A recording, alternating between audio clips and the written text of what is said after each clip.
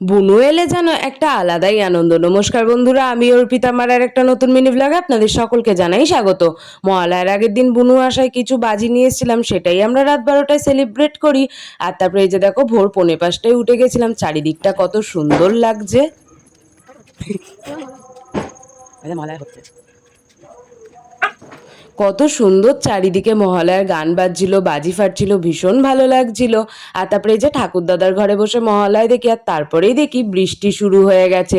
এটা দেখে তো ভীষণই মন খারাপ হয়। আর তারপর যাই হোক আমরা রেডি হয়ে আমি আর সুদীপা এখানে ঠাকুর পুজো দিতে চলে গেছিলাম। আর দেখি গিয়ে মন্দিরে কত ভিড়, তারপরে সুষ্ঠুভাবে পুজো দিয়ে আরও এক জায়গায় চলে গেছিলাম মায়ের সাথে একটু দরকারে। আর বাড়ি এসে সবাই ঘুম থেকে উঠে রেস্ট নিয়ে, বনুও বাড়ি চলে যাবে তার জন্য কারোরই ভাল লাগছিল না, ওকে এখানে পপকর্ন ভেজে দিয়েছিলাম, সেটাইও বসে বসে খাচ্ছিল।